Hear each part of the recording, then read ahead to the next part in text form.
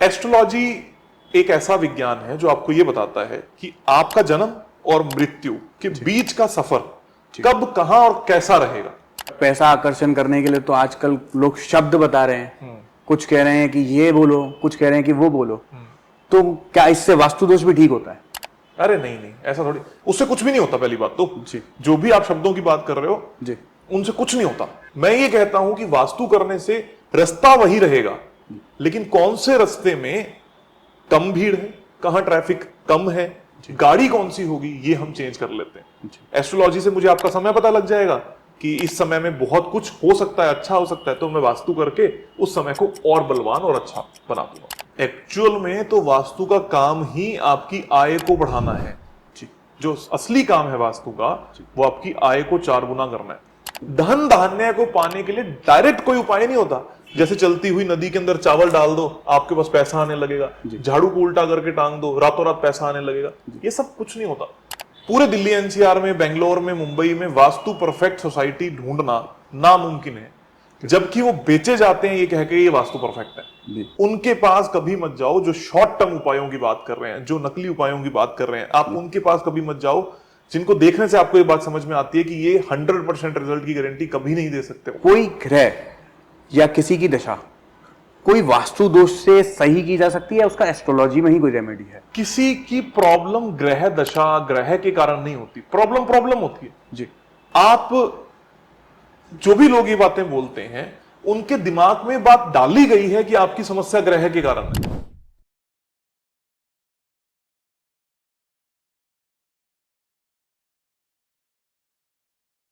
राधे राधे दोस्तों, ट्रूशर्ट पॉडकास्ट पर आपका स्वागत है। मैं राधे जुगर दास लाया हूं आपके लिए एक और पॉडकास्ट जिसमें हम वास्तु से जुड़े बहुत ही अमेजिंग फैक्ट्स को जानेंगे कि कैसे आप रोड से करोड़पति बन सकते हैं और करोड़पति से रोडपति, कैसे आपके घर के सारे कलह मिटाए जा सकते हैं, कैसे आपके घर से सालों से उत्पन्न बीमारी को मिटाया जा सकता है। जी हाँ, ये सब वास्तु के द्वारा सही किया जा सकता है। पर उससे पहले मेरी आप सबसे एक रिक्वेस्ट है, अगर हमारी वीडियोस आपको थोड़ी भी वैल्यूएबल लगती हैं तो हमारे चैनल को सब्सक्राइब ज़रूर कीजिएगा, क्योंकि इससे मेरी टीम को और मुझे बहुत मोटिवेशन मिलता है और भी वीडियोस बनाने का, और हमें गेस्ट को यकीन दिलाने में आसानी हो जाती है कि हम उनका कंटेंट ज़्यादा से ज़्यादा लोगों तक पहुंचा पा रहे हैं। तो आज के जो हमारे गेस्ट हैं वो देश के सबसे ऑथेंटिक और महंगे वास्तुशास्त्री हैं। आइए उनका स्वागत करते हैं, आचार्य पंकित गोयल। राधे राधे पंकित जी, कैसे हैं आप? बहुत अच्छे हैं जी। वैसे आपको किसी इंट्रोडक्शन की नीड है नहीं, पर फिर भी मेरी ऑडियंस को आप ये बता दीजिए कि आप पंकित गोयल से आचार्य पंकित गोयल कैसे बने? आचार्य का एक्चुअल मीनिंग होता है कि आपने किसी चीज में बहुत मेहनत कर ली, जिसको हम पीएचडी और डॉक्टरेट कहते हैं इंग्लिश में। तो वैसे ही जिन लोगों ने संस्कृत, जिन लोगों ने हिंदी, जिन लोगों ने किसी ऐसे साइंस में, एस्ट्रोलॉजी, वास्तु, योगा, इसमें अच्छी पढ़ाई कर लेते हैं, वो आचार्य बन जाते हैं जी। मैं कहीं से ऑफिशियल आचार्य नहीं हूं, मतलब मुझे किसी ने सर्टिफिकेट नहीं दिया हुआ आचार्य का जी। मुझे अच्छा लगा, मैंने लगाया। मैं आपकी ऑडियंस को या अपनी ऑडियंस को कभी ये बात नहीं कहूंगा कि जो मैंने लगा रखा है वो किसी के द्वारा सम्मानित या कहीं से पढ़कर या किसी ऑर्गेनाइजेशन ने मुझे डिग्री दी हो, ऐसा बिल्कुल भी नहीं है। मुझे ऐसा लगा कि मैं इस फील्ड में हूं, और इस फील्ड में आप अगर किसी को ज्ञान दे रहे हो तो आपका ज्ञान का कम से कम 8 से 10 साल का एक्सपीरियंस होना चाहिए। उसके बाद आप उसको दो, और जब 8 से 10 साल का एक्सपीरियंस हो जाता है तो आप आचार्य लगा सकते हो, इसलिए मैंने लगाया जी।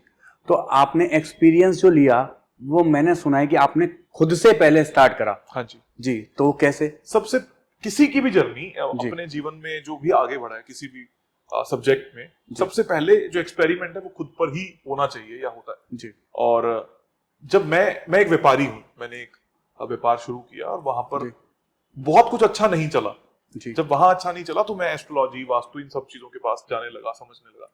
तो मुझे इस फील्ड के गैप नजर आने शुरू हुए कि एक तो कोई अच्छा वास्तु कंसल्टेंट नहीं है या एस्ट्रोलॉजर नहीं है जो गारंटी के साथ में ये बोल सके कि मैं तेरी प्रॉब्लम सॉल्व कर ही दूंगा जी। ये कोई नहीं बोलता था।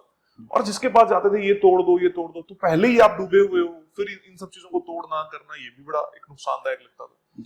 तो मैंने कुछ कुछ चीजों को पढ़ा, अपनी फैक्ट्री में इस्तेमाल किया, तो वो मेरी फैक्ट्री बहुत ज्यादा चल गई। जब चल गई, मैं समृद्ध हो गया, मेरे पास पैसा आ गया, तो मुझे लगा कि अब मेरा फर्ज बनता है कि मैं लोगों तक लेके जाऊं। तो फिर मैं इस फील्ड में आ गया। जी, एस्ट्रोलॉजी और वास्तु आपस में कनेक्टेड है? बिल्कुल कनेक्टेड जी, तो कैसे वो कनेक्टेड है और आप उन दोनों की तरफ कैसे बढ़े? एस्ट्रोलॉजी एक ऐसा विज्ञान है जो आपको ये बताता है कि आपका जन्म और मृत्यु के बीच का सफर कब, कहां और कैसा रहेगा। जैसे आप यहां से चंडीगढ़ जा रहे हो, तो यहां से चंडीगढ़ जाते हुए रास्ता कौन सा लेना है, उसमें भीड़ कितनी होगी, ये आपको जीपीएस बताता है। तो आपकी लाइफ का जीपीएस है एस्ट्रोलॉजी। मैं ये कहता हूं कि वास्तु करने से रास्ता वही रहेगा, लेकिन कौन से रास्ते में कम भीड़ है, कहां ट्रैफिक कम है, गाड़ी कौन सी होगी, ये हम चेंज कर लेते हैं। एस्ट्रोलॉजी से मुझे आपका समय पता लग जाएगा कि इस समय में बहुत कुछ हो सकता है, अच्छा हो सकता है, तो मैं वास्तु करके उस समय को और बलवान और अच्छा बना दूंगा। आपके हिसाब से हमारे जो पूर्वज हैं वो भी एस्ट्रोलॉजी को मानते थे? बिल्कुल मानते थे। इस धरती पे सबसे पहला वास्तु का स्वरूप है मंदिर। जो मंदिर बने, क्या वो वाकई में इसलिए बने कि वहां पर श्री राम, श्री कृष्ण ये सब हैं, या उनके स्वरूप हैं? स्वरूप। आप उन मंदिरों में जाते हो तो आपको उनके होने की अनुभूति होती है। हमारे जो पूर्वज थे वो साइंस विज्ञान को समझते थे। उन्होंने एक ऐसा कमरा बनाया जिस कमरे के अंदर जाने से पहले आप अपने आकाश तव, अपने परम तव, अपनी आत्मा से इकट्ठे होते थे, जुड़ते थे। उसको मंदिर कहते थे। तो अलग अलग मंदिरों में जाने से आपको अलग अलग प्रभाव मिलते हैं। जैसे अगर आप श्री राम के मंदिर जाओगे तो आपके रिलेशनशिप अच्छे होंगे, आप गणेश जी के मंदिर जाओगे तो आपकी बुद्धि तेज होगी। इसीलिए अलग अलग मंदिरों के साथ अलग अलग प्रसाद और अलग अलग तरीके के खान पान मंत्रों का उच्चारण होता है। इसी विद्या को वास्तुशास्त्र कहते हैं। फिर यही विद्या लोगों ने बोला कि अगर मेरे मंदिर जाने से इतनी सारी समस्याएं दूर होती हैं, मेरा मन सही होता है, तो मैं अपने घर को कैसे एक ऐसा मंदिर बना लूं जिससे मेरा जीवन अच्छा हो जाए। ये वास्तुशास्त्र है। तो जब धरती पर कोई भी चीज बनी, सबसे पहले जिसने एक इंसान को प्रॉब्लम से दूर किया वो वास्तु ही था। तो हमारे पूर्वज क्या, उनके भी पूर्वज क्या, सब वास्तु को मानते थे। मंदिर को लेके मेरे दिमाग में जो प्रश्न आया है, मंदिर को लेके हिंदुस्तान में बहुत भ्रांतियां हैं कि मंदिर ईशान कोण में होना चाहिए या मंदिर किसी और कोण में भी होना चाहिए, पर कुछ जगह ऐसी होती है जहां पर ईशान कोण में मंदिर बनाना सहज नहीं होता।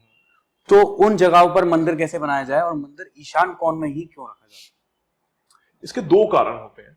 मंदिर, घर में पूजा रूम जिसको हम कहते हैं, पूजा घर जिसको हम कहते हैं, घर का मंदिर और जो प्रॉपर एक मंदिर होता है, उन दोनों में बहुत सारे डिफरेंसेस हैं। हम घर के पूजा रूम की बात कर रहे हैं। पहली चीज, ईशान कोण में क्यों बनाना चाहिए? हमारे मुहूर्तों के अनुसार सबसे पहले एक व्यक्ति अपने घर में सुबह उठ के क्या करता है? पाठ पूजा। हमारे बुजुर्गों के अनुसार आप सुबह 3, 4, 5 बजे के आसपास उठोगे, ब्रह्म मुहूर्त में नहाओगे, नहाने के बाद आप पाठ पूजा करोगे। तो सबसे पहली रोशनी सूरज की कहां आती है? मंदिर, ईशान कोण में। जब सूरज उगता है, नॉर्थ ईस्ट से उगता है भारत देश में, तो जब वो उगा तो वहां से सबसे पहले रोशनी आपके घर के ईशान में आई। तो जब आप अपने ईश्वर से बात कर रहे हो, 1 घंटे का ध्यान लगा रहे हो, पाठ पूजा कर रहे हो, तो सूरज की सबसे कीमती किरणें आपको मिलती हैं। इसलिए वो ईशान कोण में होना चाहिए। दूसरा, जो वास्तुशास्त्र के अनुसार वास्तु पुरुष का जो सिर है वो नॉर्थ ईस्ट यानी ईशान में होता है। सबसे पवित्र जगह सिर को माना जाता है, इसलिए ईशान में होना चाहिए। इसके बाद अगर कोई दूसरी दिशा आपको नियुक्त करनी है तो वो होगी पश्चिम दिशा, यानी कि वेस्ट। आप अपने घर के वेस्ट में भी मंदिर को, पूजा रूम को बना सकते हो और पाठ पूजा कर सकते हो। जी, पर कुछ लोगों का ईशान कोण, जैसे 2 मंजिला घर है, तो कुछ लोगों का ईशान कोण ऐसी जगह पर होता है जहां पर ऊपर वाले कमरे का बाथरूम होता है। हाँ। कोई अगर उस बाथरूम से किसी भी अवस्था में निकल रहा है तो वो मंदिर की एनर्जी वहां से अलाइन नहीं होती होगी, तो क्या वो भी एक वास्तु दोष है? मंदिर की एनर्जी और टॉयलेट, ऐसा नहीं है कि आपके मंदिर को कोई स्पेसिफिक एनर्जी चाहिए। वास्तु दोष ये है कि ईशान में टॉयलेट है। जी, मंदिर के ऊपर नीचे टॉयलेट होना, आसपास टॉयलेट होना कोई भी वास्तु दोष नहीं है। जी, लेकिन मंदिर ईशान में होना चाहिए। ईशान में टॉयलेट होना अपने आप में वास्तु दोष है। किसी भी अवस्था की अगर हम बात करते हैं, जैसा आपने कहा, एक व्यक्ति है जो बेचारा 1 BHK में रहता है या कोई झोपड़ी में रहता है, जो अपने सारे कर्म वहीं करता है, वो भी तो अपने मंदिर को वहां सजाएगा, सबसे पहले अपनी झोपड़ी में ईश्वर को लेकर आएगा जी। तो ऐसा नहीं है कि ईश्वर किसी गंदगी से, उनसे कुछ छुपा थोड़ी ना है। अगर आप वॉशरूम में भी जा रहे हो तो ईश्वर आपको इजाजत देता है तो आप जा रहे हो। बिल्कुल। तो ईश्वर को समस्या नहीं है, समस्या है दिशा को। ईशान में शौचालय नहीं होना चाहिए, और कोई दिक्कत नहीं। दिशाओं से एक और सवाल ये कि ऐसी कौन सी दिशाएं हैं जो हम अपने घर में खाली रखनी चाहिए? कोई भी दिशा खाली रखने की जरूरत नहीं है। हर दिशा का अपना एक गुण है, उस गुण के अनुसार वहां पर कोई भी कर्म किया जा सकता है। जैसे एक दिशा होती है डिस्पोजल की, हम जिसको बोलते हैं साउथ ऑफ साउथ वेस्ट। जी। इस दिशा का गुण ही आपके खर्चों को रोकना, आपके खर्चों को बढ़ाना, आपकी जो नकारात्मक ऊर्जा है उसको घर से दूर करना, आपके शरीर में जो गंदगी है उसको निकालना, आपके मनस में जो गंदगी है उसको निकालना। तो ऐसी दिशा का इस्तेमाल भी आप शौचालय, टॉयलेट, कूड़ा कबाड़, स्टोर रूम रखने के प्रयोग में कर सकते हो। तो ऐसी कोई जगह नहीं है जिसको खाली रखा जाए। बहुत सारे लोग क्या करते हैं, आपका ईशान खाली होना चाहिए, उत्तर दिशा खाली होनी चाहिए। ऐसा बिल्कुल भी नहीं है। आप उत्तर दिशा में अपना कमरा बना सकते हो, आप सो सकते हो, पढ़ाई कर सकते हो। खाली रखने की कोई जरूरत नहीं है। एक एक इंच का इस्तेमाल करो वास्तु के अनुसार, कोई समस्या नहीं। जो हम घर में आजकल डिजाइनर पेंट कराते हैं, पेंट बिल्डर अपने मन से कर देते हैं और वो हमें बहुत अच्छे भी लगते हैं, पर किस घर में और किस दीवार पर, किस दिशा में कौन सा पेंट होना चाहिए वास्तु के तरफ? इसमें दो सवाल हैं आपके। पेंट कौन सा होना चाहिए, एक जी। बिल्डर क्या करा देते हैं, दूसरी बात। जी। 99% बिल्डर, 99 भी छोड़ो, 100% बिल्डर नॉन वास्तु ऑस्पिशियस घर बनाते हैं। जी। ठीक। पूरे दिल्ली एनसीआर में, बेंगलोर में, मुंबई में वास्तु परफेक्ट सोसाइटी ढूंढना नामुमकिन है, जबकि वो बेचे जाते हैं ये कह के ये वास्तु परफेक्ट है। जी। ठीक। तो लोगों को एक बेसिक नॉलेज होनी चाहिए कि जिस घर में आप जा रहे हो क्या वो वास्तु ऑस्पिशियस है भी या नहीं। कलर कौन से होने चाहिए, जैसे उत्तर दिशा में पूरे घर के अंदर of white colour, cream colour चल सकता है, कहीं पर भी आंखें बंद करके करा सकते हो। ब्राउन कलर जो लकड़ी का है ये भी कहीं पर भी चल सकता है। लेकिन इसके साथ साथ में उत्तर दिशा में नीला रंग करा सकते हो, हरा रंग करा सकते हो, पूर्व दिशा में हरा करा सकते हो, ऑरेंज कलर करा सकते हो, अग्नि यानी कि साउथ ईस्ट में लाल रंग करा सकते हो, हरा भूरा ये सारे रंग करा सकते हो, दक्षिण में पीला रंग करा सकते हो, लाल करा सकते हो, काला और नीला नहीं करा सकते। ऐसे ही दक्षिण पश्चिम दिशा आती है, वहां पे पीला रंग करा सकते हो, ग्रे कलर होता है वो करा सकते हो। वेस्ट में व्हाइट, ग्रे, ब्लू, ब्लैक ये सारे रंग करा सकते हो। जैसे आप कह रहे हैं कि मोस्टली बिल्डर वास्तु कह के बेच देते हैं पर मकान वास्तु से रिलेटेड होता नहीं है। तो कैसे कोई आदमी ये पता करे कि ये घर एक मिनिमल वास्तु इसके अंदर हुआ है? अवेयर होना बहुत जरूरी है। जी। बिल्डर क्यों कह के बेचते हैं, इसमें दो तर्क आते हैं। एक बिल्डर ये कहता है कि जी मैं वास्तु के बहम में पड़ना नहीं चाहता। क्यों? क्योंकि उसकी खुद की दुकानदारी अच्छी चल रही है, उसको किसी के जीवन से कोई खास मतलब नहीं है। लेकिन अगर कोई एक दो लोग आ गए तो उनको ये कहे कि ये वास्तु ऑस्पिशियस नहीं है, वहां पर उसकी गड़बड़ हो जाती है। इसलिए वो भी कुछ हद तक की कोशिश करता है कि इतना दिखा दूं कि ये वास्तु वाला परफेक्ट मैप है, और अपने अंतर्गत भी कुछ वास्तु कंसल्टेंट्स को वो रखता है। पर कोई एस्ट्रोलॉजी से या अपने जीवन में घटित हो रही समस्याओं से कैसे पता करे कि उसके लिए कौन सी दिशा का मकान परफेक्ट है? कौन सी दिशा का मकान का मतलब आपका मेन गेट कौन सी दिशा में हो या फेसिंग कौन सी हो। जी। पहली बात तो चारों ही दिशाएं, उत्तर, पूर्व, दक्षिण और पश्चिम, चारों दिशाएं सबके लिए अच्छी हैं। जी। सबसे पहले आपको ये तय करना है कि आपका कर्म क्या है, आप करते क्या। उदाहरण के तौर पर आप नौकरी पेशे वाले लोग, तो उत्तर दिशा का मकान आपके लिए सबसे लाभकारी है। इसका मतलब ये नहीं है कि दक्षिण वाला बुरा है, अगर आपके पास चूज करने का ऑप्शन है। उत्तर में भी N3 N4 यानी कि उत्तर दिशा का तीसरा और चौथा पद जो एग्जैक्ट आता है, इसको कैसे देखेंगे, अपने अपने घर के सेंटर में कंपास निकाल के खड़े हो जाओ, तो जहां 0 डिग्री नॉर्थ आ रहा है ये एग्जैक्टली N3 N4 होता है। Same 0 degree east, 0 degree south, 0 degree west, इन चारों में अगर आपका गेट है तो ये लाभकारी है। तो अगर आप जॉब करते हो तो उत्तर, अगर आप मार्केटिंग, स्कूल, पढ़ाने लिखाने का काम करते हो, पॉलिटिशियन हो तो पूर्व दिशा यानी कि ईस्ट फेसिंग। अगर आप कॉन्ट्रैक्टर हो या समाज सेवी हो या एक ऐसे पॉलिटिशियन या सेलिब्रिटी हो जिसका नाम बहुत ऊपर जा रहा है, या यूट्यूबर्स हैं, इनके लिए दक्षिण मुखी, और साथ साथ में पश्चिम मुखी, बाकी सभी नॉर्मल व्यापारियों के लिए जो अलग अलग तरीके के व्यापार। जी। पर मकान के अंदर एक मुखी नाम का भी वर्ड सुना जाता है, हाँ। जैसे सर्पमुखी, गौमुखी और भी कई मुखी होते होंगे, तो इन मुखियों का क्या प्रभाव पड़ता है मकान पर? बहुत ज्यादा कोई प्रॉब्लम नहीं है। जी जैसे कुछ लोग कहेंगे 5 कोने हैं मकान के, वो बुरा हो गया, ऐसा बिल्कुल भी नहीं है। गोमुखी बहुत बुरा हो गया या अच्छा हो गया, ऐसा बिल्कुल भी नहीं है। गोमुखी ज्यादातर वक्त पे घर के लिए अच्छा और शेरमुखी व्यापारिक स्थल के लिए अच्छा माना जाता है। लेकिन मैंने कभी ये नहीं पाया कि शेरमुखी होने के कारण किसी को बहुत समस्या या बहुत फायदा हो गया।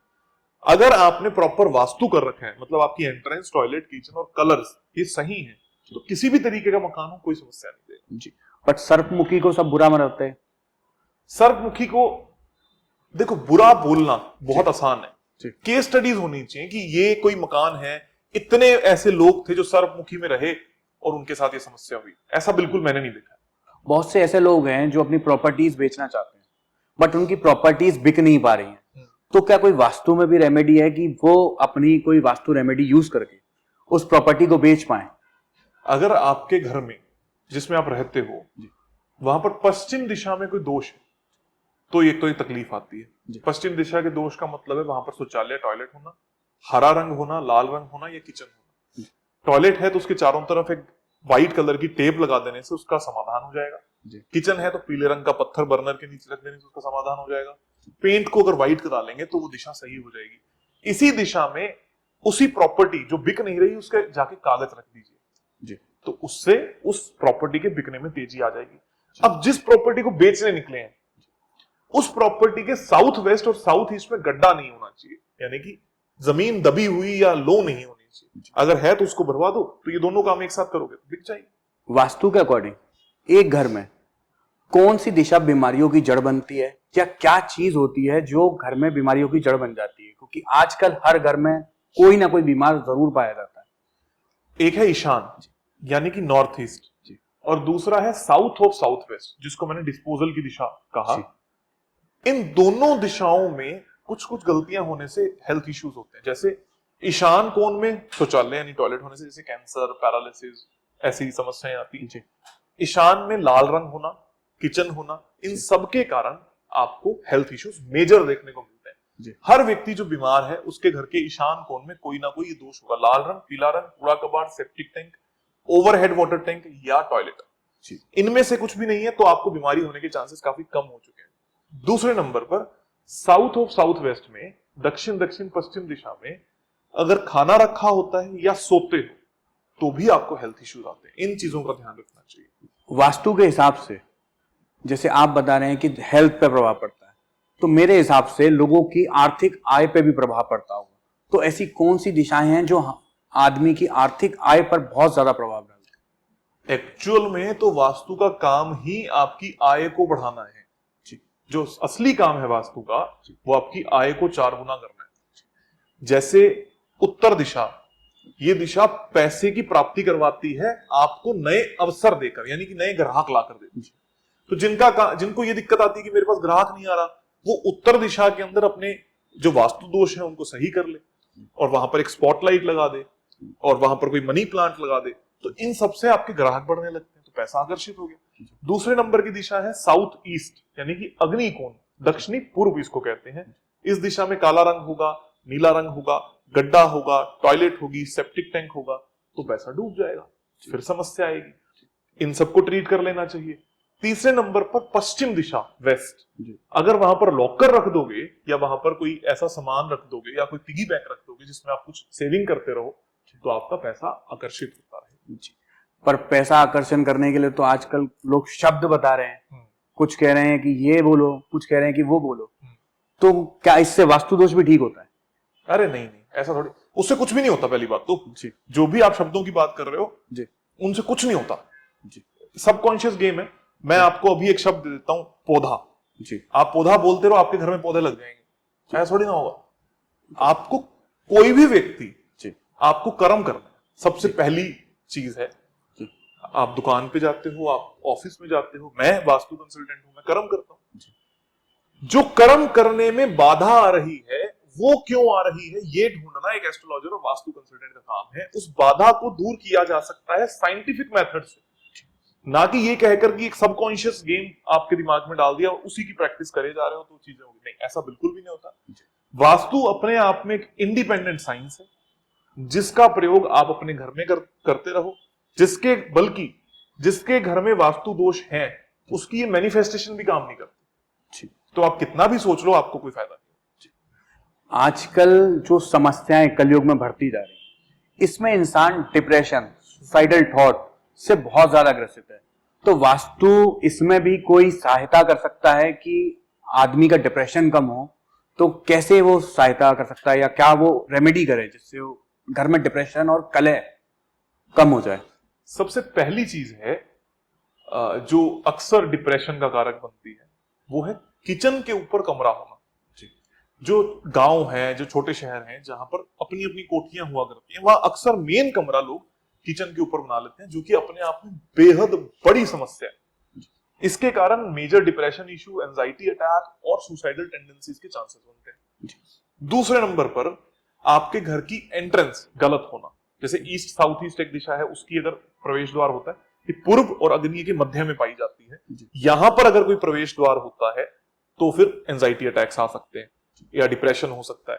वैसे ही एक दिशा है वेस्ट ऑफ नॉर्थ वेस्ट, जो कि पश्चिम और वायव्य के बीच में आती है। अगर यहां से कोई दरवाजा आ रहा है तो भी आपको सुसाइडल टेंडेंसीज बनती है। जी, पर जो डिप्रेशन के तहत घर में कलह होते हैं, मेन कलेश की जड़ हमेशा डिप्रेशन ही होता है देखा जाए तो कैसे कोई इसको, मतलब अगर मान लीजिए किसी का किराए का मकान है या किसी का कोई चेंज नहीं हो पा रहा है, तो कैसे कोई छोटा सी रेमेडी करके अपने घर के कलेश को कम कर सकता है? सबसे पहले अगर रिलेशनशिप्स की बात करनी है, आपसी समझौते की, प्यार प्रसंग की बात करनी है, तो एक दिशा है दक्षिण पश्चिम, नैऋत्य कोण या साउथ वेस्ट जिसको कहा जाता है। यहां पर लाल रंग, यहां पर काला रंग, यहां पर नीला रंग, यहां पर हरा रंग, पौधे, शौचालय या किचन। अगर ये होगा तो घर में लड़ाइयां होंगी ही होंगी। किसी को भी हटाना नहीं है, सबके छोटे छोटे से उपाय है। टॉयलेट है तो टॉयलेट सीट के चारों तरफ पीले रंग की टेप लगा दो, किचन है तो बर्नर के नीचे पीले रंग का पत्थर लगा दो, काला रंग लाल रंग है तो हटाकर उसको पीला रंग कर दो। इतने करने से ही आपके जो रिलेशनशिप है वो एक तो अच्छे हो जाएंगे। दूसरा, अपनी पूरी फैमिली की एक फोटो इस दिशा में साउथ वेस्ट में जरूर लगाओ, जिसमें सारी फैमिली एक साथ है। उसका फ्रेम गोल्डन कलर का कर दो या पीले रंग का कर दो और उसको जरूर लगाओ। इससे आपके रिलेशनशिप अच्छे हो जाएंगे। अगर किसी के पास किराए का घर है, जो कि मोस्टली अब है ही, तो क्या रेमेडी वो करे कि जिससे वो अपने मकान में शिफ्ट हो पाए, वास्तु या एस्ट्रोलॉजी दोनों से ही? इसमें भी क्या वो वाकई में सबसे पहले उसके पास फाइनेंशियल ऐसा सिस्टम है कि वो अपना घर ले पाए। कई बार क्या होता है, लोग इस बात को गलत समझ जाते हैं। मैंने बोला कि आप ये उपाय करो, इस उपाय को करने से अपना घर बन जाएगा। अपना घर तो उसी बेचारे का बनेगा जिसके पास थोड़ा पैसा है। जो पैसा होने के बावजूद भी अपना घर नहीं बना पा रहे, उसके घर के पश्चिम दिशा में समस्या होगी। पश्चिम दिशा में किसी अच्छी खूबसूरत घर की फोटोग्राफ को लगा दो और उसके पीछे लिखकर लगा दो कि मुझे ये घर मिल गया है, तो बहुत जल्दी चांसेस बन जाएंगे आपका घर बनने के। हमारे वास्तु विज्ञान में 10 दिशाओं का जिक्र हो, तो ये 10 दिशाएं किसके लिए, कौन सी राशि के लिए कैसे लाभकारी सिद्ध होती हैं, ये कैसे किसी के लिए बुरी सिद्ध हो सकती हैं, ये वास्तु में 10 नहीं 16 दिशाओं का जिक्र है। लोगों ने 10 कैसे बना दी? 8 तो नॉर्थ साउथ ईस्ट वेस्ट, फिर इनको डिवाइड किया, 4 और बन गई 8, और फिर एक आकाश और एक भू, इसको 10 कह दिया। एक्चुअल में जो दिशाएं हैं वो 16 है। राशि के अनुसार इसको नहीं देखना होता। कोई अपने ऑफिस में ऐसी कौन सी वास्तु की टिप यूज करे जिससे उसका ऑफिस दिन रात चौगनी बरकत करने लगे? बरकत से मतलब क्या है? जी, मतलब धन धान्य की आगमन बढ़ जाए उसका। बहुत सारे पॉइंट्स हैं व्यापार को चलाने के लिए। मैं जब वास्तु करता हूं तो मैं जब व्यापारी के साथ बैठता हूं तो मैं उनसे पूछता हूं कि कैसे आपका व्यापार चलेगा। ठीक, कुछ लोग बोलते हैं ज्यादा ग्राहक आने से, कुछ लोग बोलते हैं ग्राहक तो पूरा आता है लेकिन सही दाम नहीं देता, कुछ लोग बोलते हैं सही दाम भी देता है लेकिन लास्ट में प्रॉफिट नहीं होता, कुछ लोग बोलते हैं प्रॉफिट भी हो जाता है लेकिन हमारी लेबर प्रॉब्लम देती है। धन धान्य को पाने के लिए डायरेक्ट कोई उपाय नहीं होता। जैसे चलती हुई नदी के अंदर चावल डाल दो, आपके पास पैसा आने लगेगा। झाड़ू को उल्टा करके टांग दो, रातों रात पैसा आने लगेगा। ये सब कुछ नहीं होता। आपकी लॉजिकल प्रॉब्लम क्या है? क्या ग्राहक की समस्या है तो उत्तर दिशा, पैसे की समस्या है तो अग्नि कोण यानी कि साउथ ईस्ट दिशा, लेबर की समस्या है तो ईस्ट साउथ ईस्ट दिशा, नॉर्थ वेस्ट दिशा, अगर पैसा नहीं बचता तो पश्चिम दिशा। आपको दिशा देखनी पड़ेगी कि कहां पर ये समस्या है। मैंने आपका एक पॉडकास्ट सुना था जिसमें आपने स्वर विज्ञान का जिक्र करा था, तो वो स्वर विज्ञान क्या चीज है एक्चुअली? शिवा सर्वोदय इसको कहते हैं, नाड़ी शास्त्र इसको कहा जा सकता है। आपके शरीर में 72,000 नाड़ियां होती हैं। जो 72,000 नाड़ियां खून की नाड़ियां नहीं है, ये ऊर्जा स्रोत हैं आपके शरीर में। उनमें से 3 मुख्य हैं, एक है ईड़ा, एक है पिंगला, एक है सुषुम्ना। इन तीनों को अगर आप ध्यान लगाओगे तो आपकी नाक में एक लेफ्ट नॉस्ट्रिल, एक राइट नॉस्ट्रिल और एक दोनों जब चल रही है, ज्यादातर वक्त पर आपकी एक ही नाक ज्यादा एक्टिव होती है। कौन सी एक्टिव है उसका मतलब आपका कौन सा ब्रेन एक्टिव है। जैसे आपने सुना होगा लेफ्ट ब्रेन वाले एक तरीके का काम करते हैं, राइट ब्रेन वाले एक तरीके का काम करते हैं, क्रिएटिव होते हैं, लेफ्ट वाले लॉजिकल होते हैं। वैसे ये सब हमारे शास्त्रों में बहुत पहले बताया गया कि कब आपका लेफ्ट ब्रेन एक्टिव है, कब आपका राइट ब्रेन एक्टिव। अगर आपकी ईड़ा नाड़ी चल रही है तो उस वक्त आपका दिमाग चल रहा है, उस वक्त आप लॉजिकल हो, आप मैथ्स पढ़ सकते हो, आप पाठ पूजा कर सकते हो, वाद विवाद कर सकते हो, आप घरेलू काम कर सकते हो। लेकिन जब आपकी पिंगला नाड़ी चल रही है तो आपका शारीरिक व्यायाम होना चाहिए, आपका वो मनस चल रहा है, वो दिमाग चल रहा है जो आपकी शारीरिक ऊर्जा के लिए जरूरी है। तो ये सब हमारा स्वर विज्ञान शास्त्र होता है जिसके अनुसार ये सारी चीजों को तय किया जाता है। अगर मेरा पिंगला नाड़ी चल रही है तो मुझे कौन सा कर्म अभी करना चाहिए, या अगर मुझे किसी को पैसा देना है, किसी से पैसा लेना है, मुझे सुबह कैसे उठना है, कैसे सोना है, ये शास्त्रों के अनुसार है। इससे सुख सुविधाएं तो आती ही है। एक्चुअल ज्ञान ये कहता है कि आप शिव जी की तरह, जैसे शिव का अर्धनारीश्वर स्वरूप है, बिल्कुल फेमिनिन और मस्कुलिन एनर्जी है, वैसे ही आप सूर्य, चंद्रमा और मां भू, इन तीनों की ऊर्जाओं से जुड़ जाते हो और आपका जीवन अच्छा हो जाता है।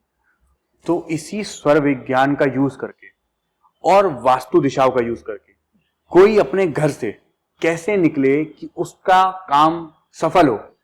सबसे पहले आप जब सुबह उठे तो आप अपनी दोनों नॉस्ट्रिल्स को चेक करो कौन सी ज्यादा चल रही है। चेक करने का सिंपल सा तरीका, एक को बंद किया, चेक किया, इसको बंद किया, किसमें सांस ज्यादा और आराम से आ रहा है, उससे सांस भरा और वही पैर को जमीन पर पहले रखा। एक काम हो गया। उसके बाद आप अपने दिन की जो क्रियाएं होती हैं उनमें लिप्त हुए। उसके बाद जब आप अपने घर से बाहर निकल रहे हो तब फिर निकलने से पहले आपने अपना सांस अंदर भरा, जो नॉस्ट्रिल चल रही है, जो नाड़ी चल रही है लेफ्ट या राइट, वही पैर आपको घर से बाहर निकालना है और वही आपको ऑफिस के अंदर या व्यापारिक स्थल पर जाते हुए आपको करना है। जो नाड़ी चल रही है उसको प्रधान बना लो, आप देखोगे दिन ब दिन आपका काम अच्छा होने लगेगा। जैसे बच्चे हैं, वो पढ़ते हैं, कुछ बच्चे बहुत होशियार भी होते हैं, बहुत मेहनत करते हैं, बट उनको वो रिजल्ट्स नहीं मिलते, तो वास्तु इसमें भी काम करता है? पश्चिम दिशा में या ईशान कोण, इन दोनों में से किसी एक में बैठ के पढ़ने से बच्चों के नंबर भी अच्छे आते हैं और उनका दिमाग भी सही काम करता है।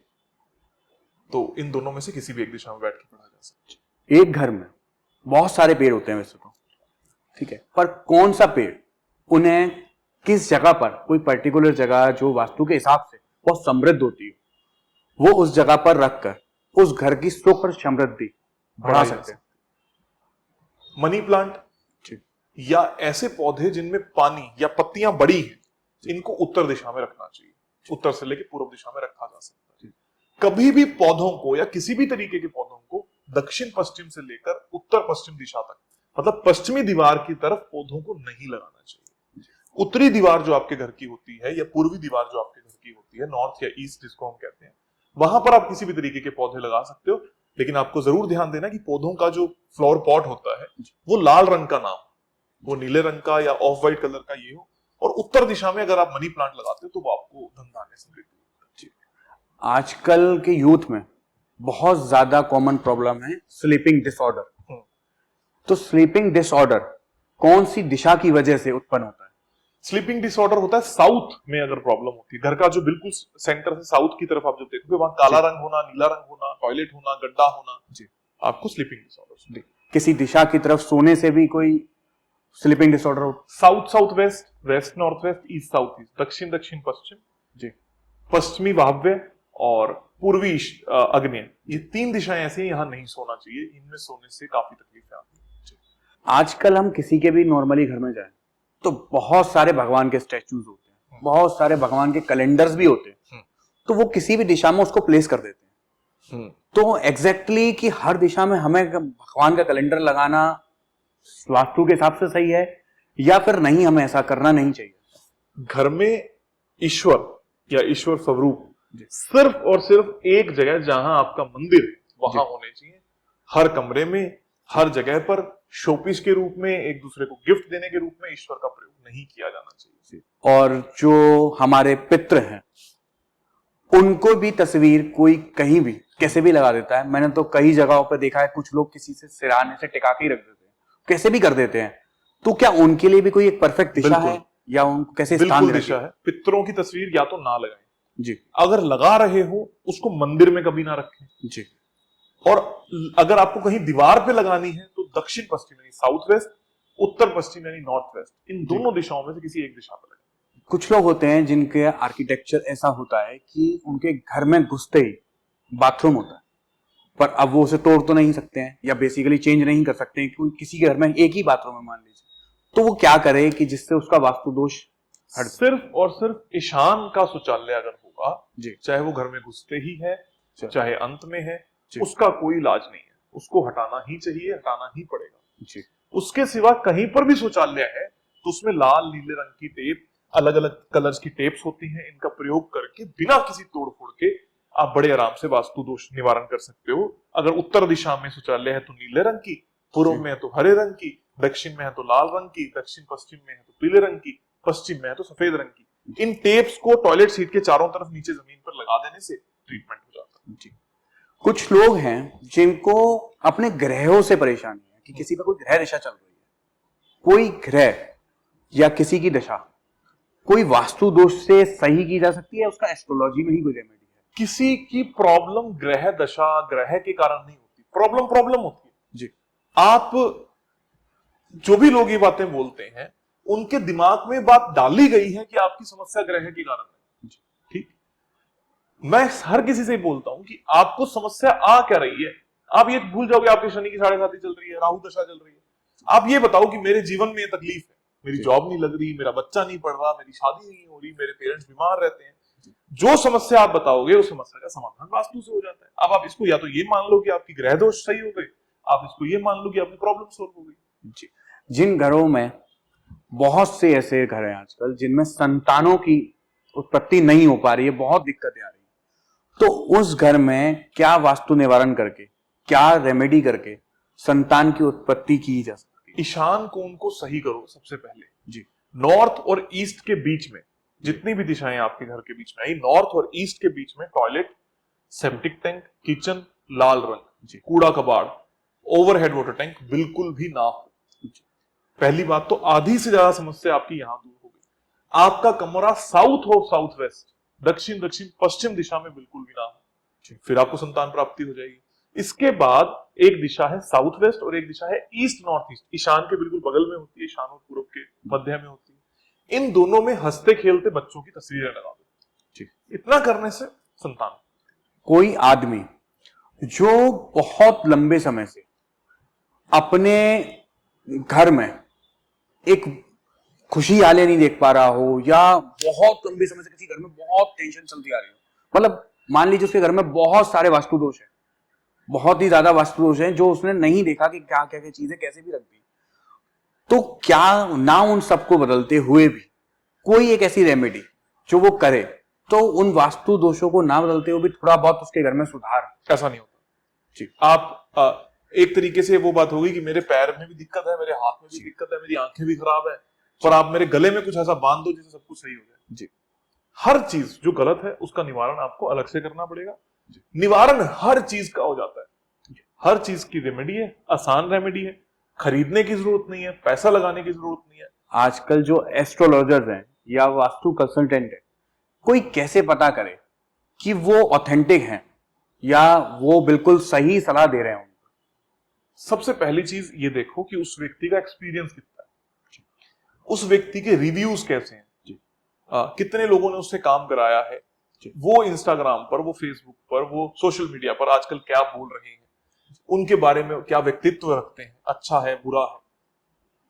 किन की बात कर रहा हूं? नॉर्मल रैंडम रिव्यूज की बात नहीं कर रहा। इस व्यक्ति के बारे में जिस व्यक्ति ने सलाह ली हो वो क्या बोलता है, ये व्यक्ति के पास कितने रिपीट कस्टमर आते हैं, क्या आपको मनी बैक गारंटी देता है, अगर देता है तो अच्छा हो गया, आप लिखित में मनी बैक गारंटी लेते हो, जैसे हम लिखित में मनी बैक गारंटी देते हैं, तो क्या लोग ये करते हैं, तो वो ऑथेंटिक हो गया। उसके बाद सबसे ज्यादा आपको ये बात देखनी है कि ये व्यक्ति के पास अपनी कोई नई सोच है क्या।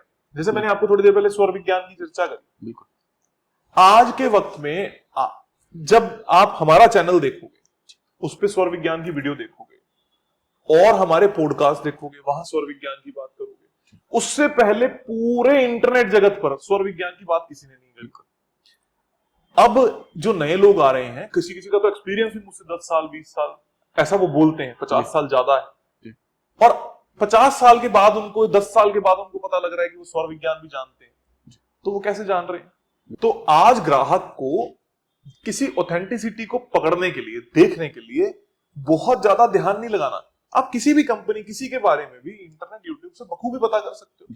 3-4 पॉइंट्स होते हैं। आप किसी डॉक्टर के पास जाओ, जब आप उस डॉक्टर के पास जा रहे हो तो आप कैसे जानोगे वो डॉक्टर ऑथेंटिक है, मैं आपसे सवाल करता हूं, कैसे पता लगेगा? उसके बारे में पता करके कि उसने कितने लोगों को एक्चुअली में ठीक किया है। आप सबसे पहले यही करोगे ना, कोई बड़ी बीमारी, नॉर्मल दवाई लेनी है तो ठीक है जी, लेकिन कोई बड़ी चीज हो गई तो आप क्या करोगे, किसी डॉक्टर, अरे यार आपने इससे कोई काम करवाया है क्या, कैसा करते हैं भाई साहब, आप वहां जाके पूछते हो, भाई साहब आप इनके पास आए हो, कितने टाइम से आ रहे हो, कैसा रिव्यू है, क्या होगा, फिर आप यूट्यूब खंगालते हो। बिल्कुल। हर चीज के पीछे आप अपनी अवेयरनेस खुद करो। मैं ये नहीं कह रहा I am the most authentic, मैं सिर्फ ये कहता हूँ कि मेरे पास मनी बैक गारंटी है, जिससे काम करा रहे हो उससे मनी बैक गारंटी ले लो, उससे ये पूछो कि कितने साल का एक्सपीरियंस हो गया, और आप एकदम से नए नए चैप्टर्स कहां से पढ़कर आ गए। मैं हमेशा इस बात को मानता हूं कि अपग्रेड करना अपने ज्ञान को, हर चीज को सही होता है, लेकिन किसी भी कंटेंट को सिर्फ इसलिए बना देना क्योंकि वो बाजार में चल रहा है, ये सबसे पहली नॉन ऑथेंटिसिटी की प्रैक्टिस है।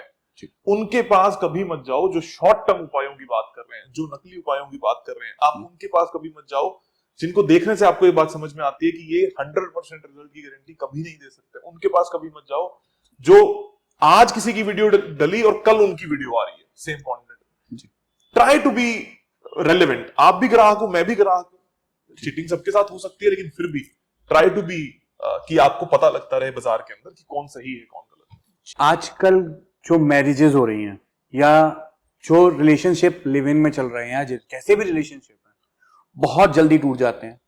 उनको लंबे समय तक टिका पाना या चला पाना बहुत ही मुश्किल हो गया है। तो क्यों आजकल के जनरेशन अपनी मैरिजेस को सफल नहीं बना पा रही? क्या वजह है या किस वजह से ये हो रहा है? उसके कई सारे कारण हैं। वास्तु दोष तो अपने आप में कारण है ही, जैसे मैंने बताया साउथ वेस्ट जो दिशा है वहां पर अगर कोई शौचालय, किचन इस तरीके की दिक्कत होती है तो आपसी रिलेशनशिप अच्छे नहीं रहते। दूसरा एक बहुत बड़ा कारण है हमारे कल्चर को खंडित करना। आज के वक्त में सारी की सारी फिलॉसफी है कि अंग्रेज क्या कह के गए हैं, ठीक, वो अपनी शादी में वाइन पीते हैं, इस बात का, और आजकल सेम कल्चर हमारे इसमें आ रहा है। आप आज किसी भी शादी में जाओ, फेरे होने से पहले दूल्हा दुल्हन दोनों मिलाकर परिवार समेत सब टल्ली हैं। जी बिल्कुल। अब एक व्यक्ति नशे में वादा कर रहा है अग्नि के फेरे लेता हुआ कि हे बहन मैं तेरे साथ अपना जीवन बिताऊंगा। जी वो बिताएगा, उसको यही नहीं पता लग रहा कि तू उसको बहन बोल रहा है, भाई बोल रहा है, कौन है वो। आप उसी अग्नि, उसी पवित्र अग्नि पे नॉन सीरियसनेस के साथ में परफॉर्म कर रहे हो। आपके हिसाब से एक मिडिल क्लास परिवार भी भारत में शादी पे कितना खर्चा करता है? अप्रोक्सीमेट मिडिल क्लास 20 लाख रुपए, 30 लाख, 20 से 30 लाख रुपए हम मान के चलते हैं, बेचारे को करना पड़ जाता है, चाहे दोनों फैमिलीज का एक बजट मिलाकर मान लेते हैं तो 20 लाख रुपए हो गया। उसमें जो पंडित आते हैं उनको कितना मिलता है? 1-1.5 लाख रुपए जाता है। उस पंडित को 1100 या 11,000 रुपए मिलते हैं इन टोटल मिलाकर। 20 लाख रुपए की शादी में एक पंडित को 11,000 रुपए आप देते हो और एक स्टॉल लगाते हो दारू की जो 5 लाख रुपए की होती है, और आप ये उम्मीद रखते हो कि ये कल्चर पैदा करने से ये जो बच्चे हैं इनका जीवन अच्छा चलेगा। जब हम ये बातें बोलते हैं तो आपको सब बोलेंगे कि ये तो ऑर्थोडॉक्स माइंडसेट है, इंडियन मेंटालिटी का है, पुराने विचारों का है। हम पुराने विचारों के नहीं है, हम सिर्फ ये बात कह रहे हैं कि आप क्या करने जा रहे हो उस वक्त आपका सीरियस होना जरूरी है। उस वक्त आप उस व्यक्ति की कदर करो जो पंडित है, वो इस बात का फोर्स करे कि आपकी शादी पूरे विधि विधान के अनुसार ही होगी। दारू पीकर इस शादी में कोई नहीं आएगा। अगर यहाँ पर कोई बैठा हुआ मिलेगा तो हम इस शादी को नहीं करवाएंगे। इन शर्तों का पंडित भी ध्यान रखे और इन्हीं शर्तों का जो जजमान है, जिसकी शादी हो रही है, जो परिवार है, वो भी ध्यान रखे। आजकल क्या कहते हैं, शादी हो रही है, पंडित जी एक काम करो, जल्दी जल्दी फेरे करवा दो। अरे मत ही कर, बिल्कुल, फोटो खिंचा अपने घर जा। पर वो क्यों करवा रहे? जब तक ये सारी चीजें होती जाएंगी आपको कोई समस्या आ ही नहीं सकती। हमारे शास्त्र तो इतने ज्यादा सही है, उसमें 7 वचनों की एक बात आती है जब आप किसी शादी करते हो, पर वो 4 वचन होते हैं। हाँ वो 4 वचन, 7 वचन, जी। 4 फेरे होते हैं, 7 वचन। जब लड़का लड़की से लेता है, लड़की लड़के से लेती है, वचन उनको बोलते हैं। अगर आप उनको सीरियसली सुनकर जी। 7 में से 4 पर भी दिल से अमन करते हो तो आपका कभी डाइवोर्स नहीं होगा। कोई भी दोनों पार्टनर से 7-7 बातें बुलवाएगी या 7-4 बातें बुलवाएगी, 50% भी अगर आप दिल से मान लोगे तो आपका डाइवोर्स नहीं हो सकता। इसका मतलब आपने तब वो सुने ही नहीं, इसका मतलब पंडित जी ने गा के बोल दिए। तो प्रॉब्लम लाइज इज कि आपकी शादियां करोड़ों रुपए की हो रही हैं, लेकिन आपके मुहूर्त, आपकी शादियों का टाइम, आपके शादियों के जो रिचुअल्स हैं, ये बिल्कुल गलत हैं, ये नहीं होने चाहिए। मैं तो सारे पंडितों से ये अपील करता हूं, शादी का बजट देख के ही आपने शादी करवानी है। आपने पहले बोलना है जी हमारी इतनी फीस है तो हम करवाएंगे। अब लोग क्या कहेंगे, आप शास्त्रों को व्यापार बना रहे हो। अगर दारू व्यापार बन सकती है तो शास्त्र तो व्यापार बन ही सकते हैं। आपने हमारे पॉडकास्ट के दौरान इतनी बार अपने फ्री वास्तु कोर्स का डिस्कशन किया, तो क्या आपको नहीं लगता कि इससे आपके काम पर प्रभाव पड़ेगा, या कुछ और लोग उससे वास्तु सीख कर अपने आप को ऑथेंटिक कहने लगेंगे और हो भी रहा हो तो भी नहीं पता? तो आपको नहीं लगता कि इससे बहुत पॉजिटिव और नेगेटिव दोनों ही प्रभाव पड़ेंगे? पहली चीज तो ये कि फ्री वास्तु कोर्स क्यों लॉन्च किया गया। हर व्यक्ति मुझसे कंसल्टेशन नहीं ले सकता, हर व्यक्ति की शायद बजट भी अलाउ नहीं करेगा, और शायद हर व्यक्ति को एक कंसल्टेंट की आवश्यकता ही नहीं। शुरुआत है वास्तु की बेसिक बैलेंसिंग करना, जिससे आपको वास्तु पे यकीन और आपका जीवन सुधरने लगेगा। कम से कम ये जो नए घर आप लेने जाते हो किसी बिल्डर के पास, किसी सोसाइटी में, या अपना घर बनाने जाते हो, तो आपको इतना पता लग गया कि बेसिक वास्तु मेरा सही हो गया। तो मेरा ध्यान में तो हमारे 150 करोड़ भारतीय हैं जो डायरेक्टली मुझसे रीच नहीं कर सकते। मैं तो व्यापारियों का, पॉलिटिशियंस का, सेलिब्रिटीज का काम कर रहा हूं। रोज हर किसी के घर में तो आप जा नहीं सकते।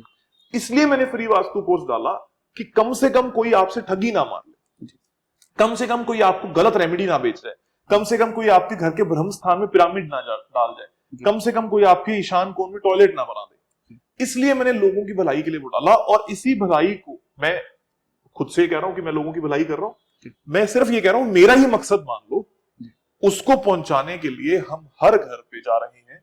हर महीने कम से कम एक भारतीय शहर में और फॉरेन में भी हम इस कोर्स को ऑफलाइन भी करा के आते हैं। जैसे इसी 26 मई को हमारा ये कोर्स ऑफलाइन जा रहा है लखनऊ में। अभी हम दिल्ली करा के हटे हैं, पुणे करा के हटे हैं, लुधियाना करा के हटे हैं। मैं क्या चाहता हूं, आप सभी लोग आओ और वहां पर आकर फ्री में वास्तु सीख कर जाओ। हमें आपसे कुछ नहीं चाहिए। उसमें लोग ऑथेंटिक वास्तु कंसल्टेंट बन जाएंगे, जैसा आपने कहा कि उसको पढ़ के।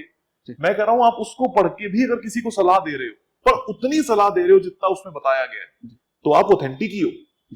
प्रॉब्लम तो तब है जब उसको पढ़ने के बावजूद भी, या उसको बिना पढ़े जो आप गलत सलाह दे रहे हो। मुझे किसी से कोई दिक्कत नहीं है, कोई मेरा फ्री कोर्स करके करोड़ों कमाए, लाखों कमाए। मैं तो चाहता हूं कि वास्तु भी एक ऐसा फील्ड होना चाहिए जो सबसे ऊपर हो। मैं इस बात से दुखी हूं कि कितने ही यूथ, अब मेरे आने के बाद यहां पर यूथ आना शुरू हुआ इस फील्ड में, कितना यूथ है जो अच्छा एस्ट्रोलॉजर, अच्छा वास्तु कंसल्टेंट है। पहले तो वास्तु वाले खुद ही पैसा नहीं कमा पाते थे, तो वो दूसरों को कहां गारंटी देते थे। तो मैं तो चाहता हूं कि वो फ्री वास्तु कोर्स करके अपनी कमाई करें, लेकिन बताएं और गाइड बिल्कुल सही करें। मेरी सिर्फ इतनी सी शर्त है, आप जो भी करें। तो नेगेटिविटी इसमें कुछ भी नहीं है, बल्कि वी आर ट्राइंग कि आप बिना रेमेडीज के, बिना पैसों के एक अच्छा घर, समृद्ध घर ले सकते हो, बना सकते हो, और बिना किसी तोड़ फोड़ के अपने घर का वास्तु कर सकते हो। आपको सिर्फ अपने जीवन के 24-25 घंटे यूट्यूब पर देने हैं, या एक दिन जब हम आते हैं किसी शहर में वहां कर मिलना है और अपने उपाय करवाने हैं। इसलिए हमने ये पूरा प्रोग्राम शुरू किया हुआ है। तो कोई कैसे जान सकता है कि आप किस शहर में किस समय हैं? आप इंस्टाग्राम पे, फेसबुक पे और यूट्यूब पर एक्टिव रहिए। हमारे चैनल्स पे हर जगह पे आचार्य पंकज गोयल के नाम से ही चैनल है, या पेजेस हैं, जो भी उनको कहते हैं। वहां पर इनकी अपडेट्स आती हैं, आप उन पे जुड़े रहिए और जो भी जुड़ेगा उसको उसकी लोकेशन और सब कुछ मिलता रहेगा। कुछ लोग होते हैं जो कहते हैं कि घर में श्रीयंत्र रख लीजिए या घर में पिरामिड रख लीजिए। कुछ लोग बता देते हैं कि घर में इस कोण में आप ये वाला पेड़ रख लीजिए, ये कर लीजिए। पर मेरे हिसाब से शायद वो ऑथेंटिक नहीं है, किसी का सुन के बता देते हैं। तो एक्चुअली में हमें किस कोण में श्रीयंत्र या कोई पिरामिड या कोई पेड़ कैसे हमें रखना चाहिए, या किसी की बात एक्चुअली में किस बात पर निर्धारित करनी चाहिए कि हाँ ये बात सिद्ध है? सबसे पहली चीज ये है कि जिस दिन किसी एक व्यक्ति ने कोई चीज बोली, चाहे वो कोई शब्द बोला, चाहे वो कोई यंत्र बोला, चाहे किसी ने चलते चलते बोल दिया देखो जी ये जो गायें जा रही है ना, इसको ये रोटी खिलाने से फायदा हो जाता है। कोई किसी ने बोल दिया कि आपका जो 8 नंबर है वो सबसे बुरा है, 8 नंबर को पैदा हुए सारे लोग बुरे हैं जी। इस सभी बातों में जब ये बातें प्रचलित होती है ना, तो हर व्यक्ति जिसके पास कंटेंट नहीं है वो इन्हीं पे रील्स बनाने लगता है, तो एंड यूजर को लगता है कि ये बातें सच्ची है।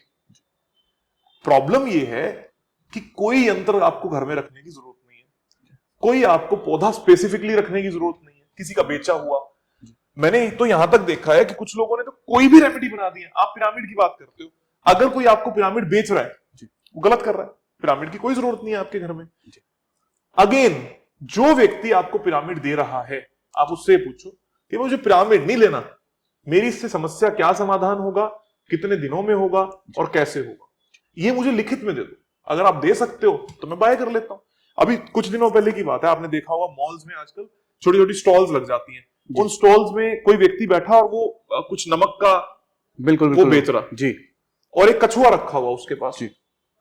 मैंने उससे जाके पूछा, मैं कहा भाई साहब ये किस काम आएगा? कहते भाई साहब इस कछुए और नमक को लगाने से बहुत पैसा आएगा। मैंने कहा आपकी मॉल के बाहर क्यों शॉप है? बिल्कुल, आपके पास तो 10 पड़े हैं, शॉप तो आपके अंदर होनी चाहिए थी। कहता मतलब भाई साहब, मैं कहा आपके घर में आया पैसा? Basic philosophy is you should believe in the science. आपकी एंट्रेंस, आपकी टॉयलेट, आपकी किचन, आपके कलर, आपका रूम, आपका पूजा रूम, आपके ओवरहेड वाटर टैंक्स, आपका अंडरग्राउंड वाटर टैंक्स, ये सब सही होगा तो आपको बाकी चीजों का रिजल्ट मिलेगा। कोई चीज को एकदम लगाने से पैसा गिरने लगेगा, कस्टमर गिरने लगेंगे, ये नॉन ऑथेंटिक बात है। आजकल इंटीरियर डिजाइनर्स बहुत ही डिजाइनर मंदिर बनाने लगे, बट उसमें वो लिटरली किसी कलर का कोई मैटर नहीं है, कोई भी डिजाइन, कोई भी कलर या कोई भी प्लाईवुड यूज कर देते हैं। तो एक्चुअली में हमें भी बहुत अच्छा लगता है कि नहीं ये तो डिजाइन बहुत अच्छा बनाया है, तो हम भी उसको अडॉप्ट कर लेते हैं। बट कौन सा मंदिर या कौन सा कलर हमें अडॉप्ट करना चाहिए? मंदिर में सिर्फ ऑफ व्हाइट कलर हो, सिर्फ ऑफ व्हाइट जी। हल्का सा जो गेहुआ कलर होता है इसका इस्तेमाल कर लो, या पीले रंग का इस्तेमाल कर लो मंदिर में, तो मोर देन सफिशिएंट है। आप मंदिर क्यों जाते हो? मानसिक शांति के लिए। और आप वहां जाकर देख रहे हो ये खूबसूरत मंदिर, मैं तो मार्बल के मंदिर में बैठा हूं, मैं तो कांच के मंदिर में, हीरो के मंदिर में बैठा हूं जी। आप इसलिए जा रहे हो? बिल्कुल।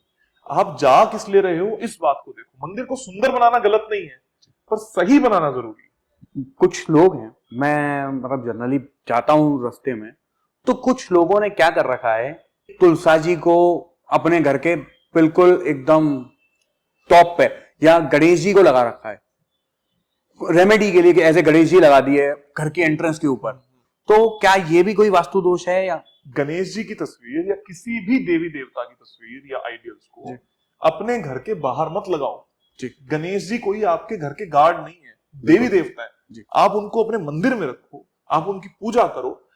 आपका कोई प्रिय है, आप उसको अपने घर के बाहर बिठाओगे।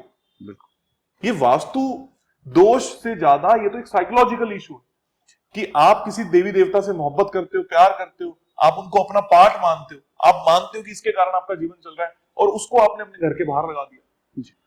गणेश जी बाहर नहीं लगाए जाते, बाहर स्वास्तिक या ओंकार का निशान लगाया जा सकता है जो कि टेट्राहेड्रल शेप पे बनने होने के कारण फ्रूटफुल है, अच्छा है जी। इसलिए गणेश जी को अपने घर के अंदर लगाओ, अच्छे तरीके से लगाओ, ताकि आपका घर प्रफुल्लित हो। अगर आपके दिल में गणेश जी बैठे हैं और वो आपके साथ हैं, तो आपके घर के बाहर कोई आ जाएगा नहीं, तो फिर और आपको लग रहा है कि घर के बाहर गणेश जी लगाने से वो हमारी सेवा कर रहे हैं, गलत बात। घर के बाहर किसी देवी देवताओं को किसी भी तरीके से कभी भी मत लगाओ, मत सुसज्जित करो। ईश्वर से प्यार करो, उनकी आराधना करो, उनकी पाठ पूजा करो, घर के अंदर करो, घर के बाहर की कोई भी किसी भी तरीके की कोई जरूरत नहीं है, ऐसा नहीं करना चाहिए। लोग अक्सर ये गलतियां करते हैं कि भगवान को एक रेमेडी के तरीके से पूज रहे हैं।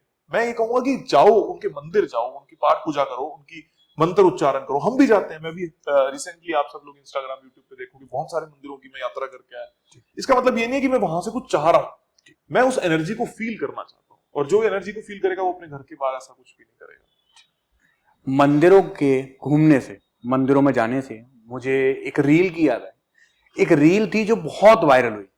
उसमें यह बताया गया कि भगवान शिव के सारे मंदिर एक ही लाइन में, एक ही लैंगिट्यूड, एक ही लॉन्गिट्यूड पे। तो क्यों ऐसा, क्यों कि भगवान शिव को एक ही अलाइनमेंट में प्लेस किया गया?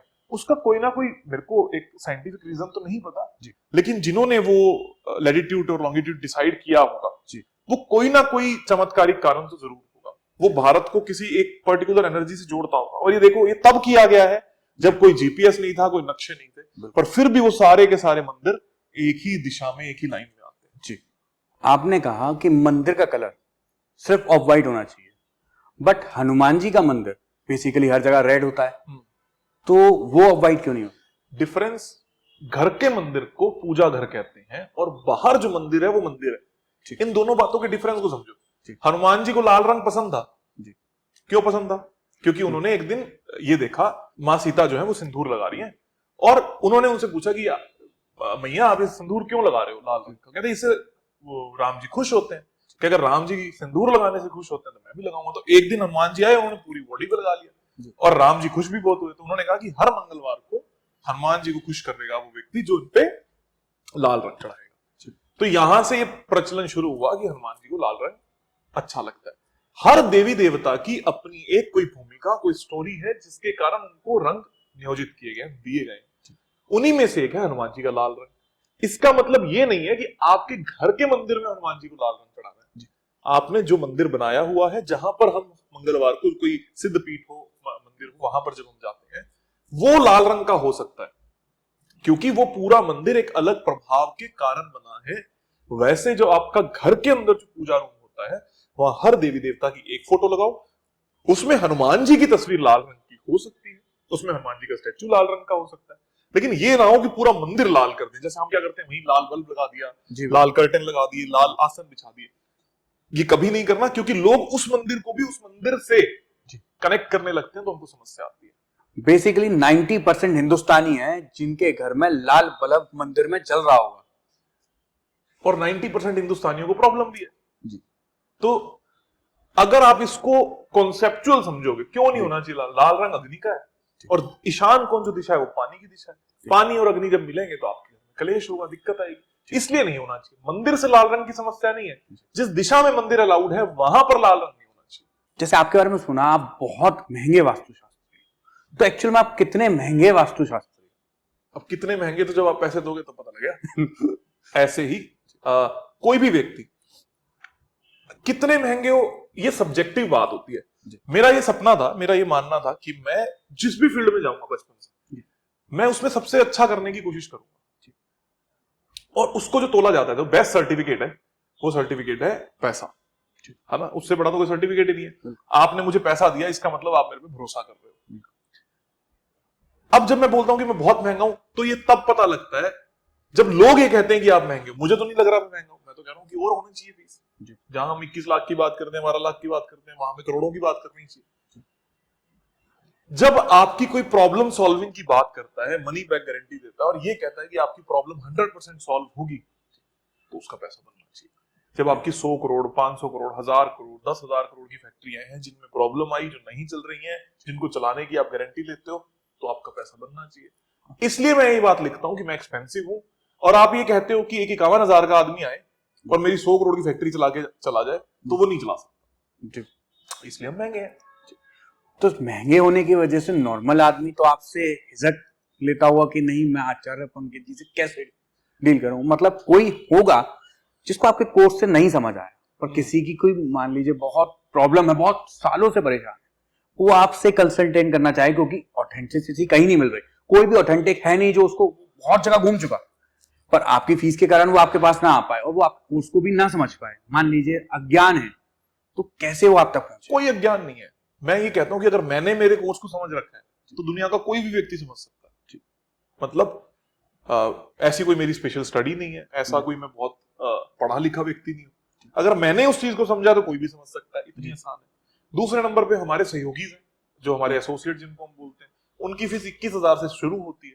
तो बेयर मिनिमम अगर आपका घर है कोई 2 BHK 3 BHK तो आपको उनको 21,000 देने होंगे, वो आपकी मदद कर देंगे। उसमें भी अगर आपकी समस्या बहुत ज्यादा है, आप बहुत आर्थिक रूप से गरीब हो, तो हम आपको फ्री में भी कंसल्टेशन प्रोवाइड करते हैं। उसमें मैं नहीं आऊंगा, मेरे सहयोगी आएंगे। कम से कम आपका जीवन अच्छा करने की बात हम करते हैं। जब मैं आपको ये बात बोलता हूं ना कि आप वाकई में आर्थिक रूप से गरीब हो, तो आप होने चाहिए। जैसे मेरे पास थोड़े दिन पहले एक केस आया, सर हम बहुत गरीब हैं, प्लीज आप हमारी मदद कर दो। मैं कहा गरीबी रेखा बताओ, मतलब कैसे पता लगेगा गरीबी? हमारा नया घर बन रहा है जी, हमें उस पर आपसे कंसल्टेशन की। मिनिमम एक नया फ्लैट इस दिल्ली NCR में कितने का आता है? मिनिमम 80 लाख 90 लाख आता है ना। और निचले तल पे चल देते हैं 25 से 30 लाख रुपए से नीचे तो कोई हाथ भी नहीं लगाने देगा, नहीं लगाने देगा। उस 30 लाख रुपए के फ्लैट में एक वास्तु कंसल्टेंट को आप 1 लाख रुपया नहीं दे सकते। इसका मतलब आपको वास्तु की जरूरत ही नहीं थी। हम तो लोन ले रहे हैं, हम तो ये कर रहे हैं, हम तो वो कर रहे हैं, ये सारे आपके एक्सक्यूज हैं। मैं भी अपने घर से, मैंने पहली बार जब वास्तु किया अपनी गाड़ी को बेच के करवाया, तब जाके मेरे घर में वास्तु, और तब मुझे पता लगा कि इसमें दम भी है। तो ये रिस्क आपका अपना होता है। फिर हमारे पास कोई व्यक्ति आया कि सर फ्लैट तो 30 लाख का था, हमारे पास तो 25-26 लाख का हम कर्जा ही ले रहे हैं। भाई जहां 26 का लिया वहां 27 का ले ले। ये तो सब सोच है। If you want me to help you, help yourself. फिर उसके बाद लोग आए, हमने कहा चलो ठीक है, अब सहयोगी से 21,000 में करा ले, हमें तो वो भी महंगा लगता है। थोड़े दिन पहले तो एक केस आया कि दिल्ली में 150 गज का मकान बना रहे हैं, 3 फ्लोर ड्यूप्लेक्स बना रहे हैं जी, आप तो बहुत महंगे हो। और शब्द ये थे कि आप आम आदमी के हाथ नहीं आ सकते। दिल्ली में कितने लोगों के पास 150 गज का मकान 3 फ्लोर खुद के पास होगा? बहुत ही कम। आप 1% पूरी पृथ्वी के आदमी हो और आप बोल रहे हो कि हम आम आदमी के लिए आप अफोर्डेबल नहीं हो। ऐसे लोगों का डेटा हमने लगा रखा है अपने पास और उन पे लिख देते हैं ऐसों को कभी काम ही नहीं करना, और हम स्पेशल भेज देते हैं उन लोगों के पास जिनका हमें पता है कि खराब है। आप उनके पास जाओ जी, वो अच्छे कंसल्टेंट है, गरीबों का भला भी करते हैं, पिरामिड ठोकेंगे आपके घर के अंदर सेंटर में, लगवाओ मजा आ जाएगा। क्यों? क्योंकि आप भी वही चाहते हो। सो मैं महंगा हूं, मैं सस्ता हूं, मैं गरीब के लिए अफोर्डेबल नहीं हूं। कोई भी व्यक्ति ने मुझसे पहले फ्री वास्तु कोर्स इस पृथ्वी पर नहीं कराया। किसी भी व्यक्ति ने स्वर विज्ञान को जाकर किसी के घर में बात नहीं पहुंचाई। किसी ने भी free of cost in courses को अवेलेबल नहीं कराया।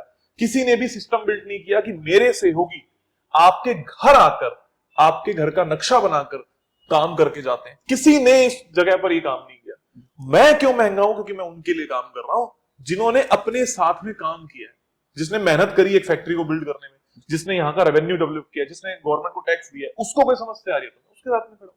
सो महंगा सस्ता गरीब अमीर ये सब सोच है, और वाकई में जो किसी को प्रॉब्लम होती है तो उनके साथ हमारा सिस्टम खड़ा है।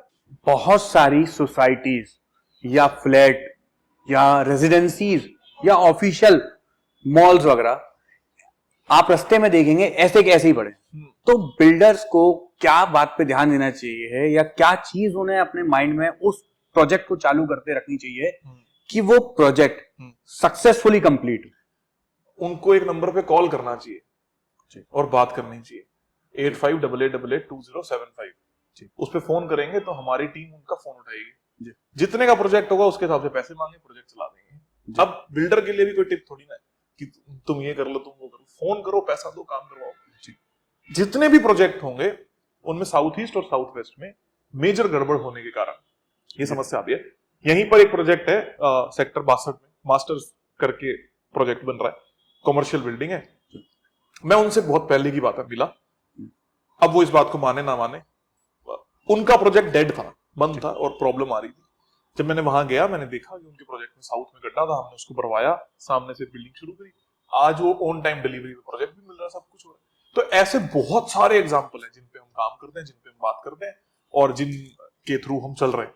लेकिन कोई भी प्रोजेक्ट होगा उसमें वास्तु दोष होने के कारण ये समस्या जरूर होती है, और हम उसमें भी गारंटी लेते हैं कि आपका प्रोजेक्ट चलता है, काम करता है इसमें। आजकल लोग राम जी के, हनुमान जी के और भी भगवानों के झंडे अपने घर की छत पे लगा देते हैं। तो उससे कोई वास्तु दोष क्रिएट होता है या उससे कोई अपने घर पर या ग्रह में वृद्धि में कोई फर्क पड़ता है? देखो ये ना एक मिथ के तरीके से चला, लोगों ने ये कहना शुरू कर दिया कि आपके घर का दक्षिण ऊंचा होना चाहिए तो वहां झंडे लगा लो, तो शुरुआत तो यहां से हुई। ये बात कुछ हद तक सही है, लेकिन एक झंडा आपके घर को ऊंचा नहीं कर देगा। उसके लिए और टेक्निकल प्रोसेसेस हैं कि कैसे आपको छत ऊंची करनी है, कैसे नीची करनी है, कितना भार कहां पर किस तरफ हो रहा है, तब जाकर आप ऊंचाई और ऊंचाई की बात करते हो। ऐसा नहीं होता कि आपने एक तरफ स्टेयर लिफ्ट सब बना रखा, दूसरी तरफ छोटा सा झंडा लगा दिया, उससे सारी चीजें सॉल्व हो जाएंगी, ऐसा कभी नहीं होता। लेकिन हाँ, फिर भी दक्षिण दिशा में अगर आपने झंडा लगाया है या पश्चिम में भी अगर आपने झंडा लगाया है तो उससे कोई तकलीफ नहीं आएगी, लेकिन वो उतना अच्छा नहीं है जितना आप सोच रहे हो। दूसरी चीज, उसी झंडे को अगर आपने उत्तर या पूर्व में लगा दिया तो समस्या हो जाएगी। इसी के साथ साथ आपने पीछे इस बात को भी नोट किया होगा कि एक चलन चला, जब राम मंदिर बना तो हर व्यक्ति ने झंडा लिया और उसको अपने घर पे अपनी गाड़ियों पर लगाना शुरू कर दिया। आज वो झंडे उन गाड़ियों पर या घरों पर दिखाई नहीं दे रहे, वो कहां गए? कूड़ खबाड़ में। सबसे बड़ी दिक्कत, कुछ चीजें वास्तु है, हम इस बात को बिल्कुल मानते हैं, मेरा सब्जेक्ट है, लेकिन कुछ चीजें हैं आपकी अपनी ईश्वर से श्रद्धा भाव होना। दो वक्त पर मैं अक्सर देखता हूं कि झंडों की बहुत बेकदरी होती है। एक ऐसा कोई स्पिरिचुअल इवेंट आता है तब, और दूसरा जब हमारे गणतंत्र या स्वतंत्र दिवस आते हैं। आप देखोगे कि हर बच्चा वो प्लास्टिक से और वो झंडा लेकर जा रहा होगा। हमारा झंडा, भारत का झंडा, अपने दिल पर लगाओ या अपने घर पर लगाओ, और उसको जिस तरीके से आर्मी वाले रखते हैं, चाहे आपने कागज में क्यों ना बनाए, उस तरीके से रखो। लेकिन आपने भी इस बात को ऑब्जर्व किया होगा, जिस दिन वो स्वतंत्र दिवस, गणतंत्र दिवस या अभी जो राम मंदिर के बाद हुआ, आपने सड़कों पर उन झंडों को जरूर पाया होगा, जो कि किसी भी वास्तु दोष का निवारण नहीं है। मतलब वो दुनिया की सबसे बड़ा वास्तु दोष हो गया जब आपकी आंखों के सामने भगवान श्री राम या जय श्री राम लिखा हुआ किसी सड़क पर मिल गया। ये कभी भी नहीं करना। आप जिस दिन कोई झंडा बाय कर रहे हो, उसी दिन इस बात को डिसाइड करो कि पूरा जीवन आप इस झंडे को सही रखोगे। आप अपने मंदिर में रखोगे, अपने घर में रखोगे, आप अलमारी में रखोगे, कहीं पर भी रखोगे। अगर आपने अपने बच्चों को भारत का झंडा लेकर दिया है तो उसको भी आप अपनी अलमारियों में सजाकर रखोगे। ये आपका दायित्व बनता है अपने देश के लिए, अपने ईश्वर के लिए। ये जो चीजें गलत हो रही होती हैं, आपने एक और चीज जो हमने अभी बैक स्टेज इस बारे में डिस्कशन भी किया था, नवरात्रों के ऊपर जो हम बात करते हैं, भंडारों के ऊपर हम बात करते हैं, आपने देखा होगा कि हर समाज में, ये सिर्फ हिंदुओं के साथ में नहीं है, एक पर्टिकुलर इवेंट वाले दिन वो कुछ ना कुछ खाने पीने की प्रथा को शुरू करते हैं जी। जैसे स्पेसिफिकली नवरात्रों में हर घर में भंडारा लगा देना, अष्टमी और नवमी को पूड़ी का और हलवे का और छोले का प्रसाद को बांटना। ये गलत तो नहीं है। 7 लोगों को, 8 लोगों को, 9 लोगों को जो प्रथा थी, आपने अपने घर में किया और उसको आपने बांटना शुरू किया। आप वो कितने ऐसे गरीब लोग लगते हैं जो उस दिन कितनी पूड़ियां खा लेंगे? अगर आपकी 4 पूड़ियों की भूख है तो आप 8 खा लोगे। क्या आप 800 खाओगे? तो उन पूड़ियों का क्या होगा, उन हलवों का क्या होगा? लोग क्या करते हैं, बच्चे क्या करते हैं, मैंने देखा है, जो जाएंगे आपके भंडारे में गए, उन पूड़ियों को, उन हलवे को, उनको सबको रखा और ऊपर से जो गिफ्ट मिल गया उसको रखा और बाकी को फेंक दिया। मैं सबसे ये अपील करता हूं कि आप नवरात्रों पे 8-9 कन्याओं को बुलाओ, वो बेचारी 1 या 2 घर में जाएं, बाकी घर में दूसरी कन्याएं जाएं और आपका पूजन हो गया। अगर आपको भंडारा लगाना है, साल में 1 या 2 बार ही लगाना है, तो आप किसी और दिन डिसाइड करो। अगर सारे परिवार किसी और दिन ये करेंगे तो भारत में कोई और भूखा ही नहीं मरेगा।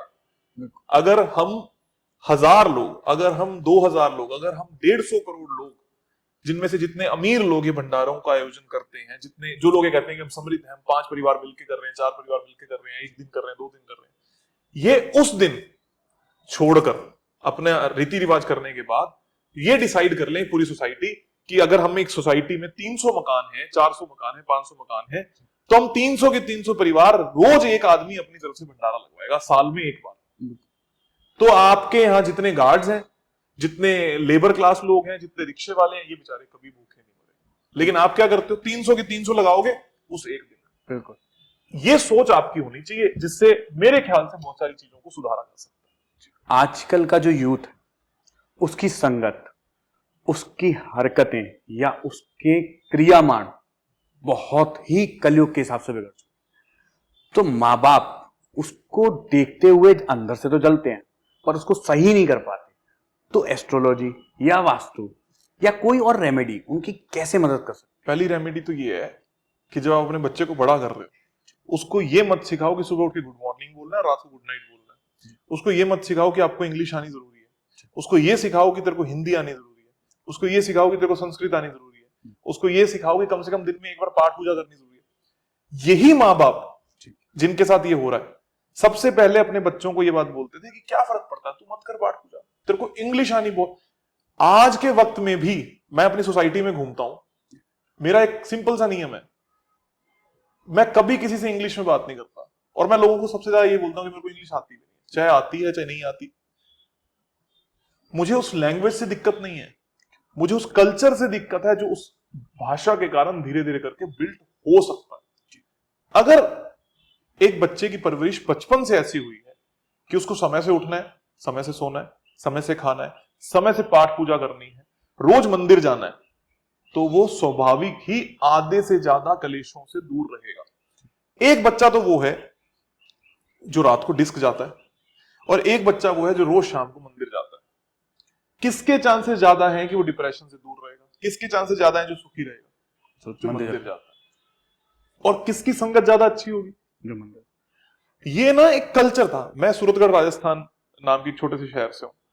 हम जब शाम होती थी तो हमारे वहां का एक नॉर्मल नियम था, पूरे शहर का, आज भी होगा जो बच्चे वहां पर रहते हैं, कि रोज शाम को 6 बजे से 7 बजे पूरा शहर आपको एक हनुमान खेजड़ी का मंदिर है वहां जाता हुआ दिखाई देता था रोज। मैं ये नहीं कह रहा कि हमारे उस वक्त बहुत बड़ी श्रद्धा थी, लेकिन शायद घर वालों ने किसी दोस्त से पूछते कहां जा रहा है, खेजड़ी तक जा रहे हैं, पैदल चल रहे, गाड़ी पे चल रहे, तो सब जाते थे।